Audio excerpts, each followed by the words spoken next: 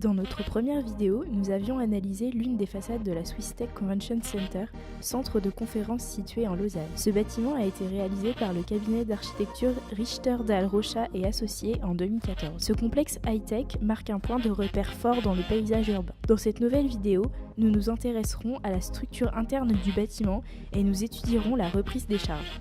Tout d'abord, attardons-nous sur la toiture. En effet, la Swiss Tech Convention Center est recouverte d'un module en acier de 116 mètres de long par 67 mètres de large. La prouesse constructive de ce bâtiment repose en partie sur la présence d'un porte-à-faux de 40 mètres. Après 6 mois de réflexion et de collaboration entre les architectes et les ingénieurs, la solution concernant la structure porteuse s'est dirigée vers un système porteur principal composé de 2 poutres métalliques triangulées. Ces poutres sont appelées mégapoutres. Elles sont positionnées sur les côtés est et ouest de la toiture. Les mégapoutres sont composées de 10 facettes dans lesquelles sont insérées des poutres treillis en profilé tubulaire. Ces mégapoutres ont été assemblées et soudées sur place. Elles sont raccordées entre elles par des poutres à treillis traditionnelles d'une portée de 40 mètres. Petit à petit, la structure s'est montée sur des tours d'étayage en partant depuis la partie nord entre les noyaux et en terminant par le porte-à-faux. Les poutres furent montées avant le treillis central. Les 2 mégapoutres sont assimilables à l'exemple du châssis des voitures de kart. En effet, le châssis, ici la structure, possède 2 principales fonctions. Porter les différentes composantes comme les éléments scénographiques et traiter les forces statiques et dynamiques sans trop de flèches ni de distorsion, ici influencées par le vent et le poids. Dans le cas de la Swiss Tech Convention Center, l'acier était donc le matériau le plus adapté. Doté de propriétés mécaniques élevées, il permet de réaliser une structure légère pouvant accueillir d'autres éléments techniques comme des passerelles ou des éléments scénographiques.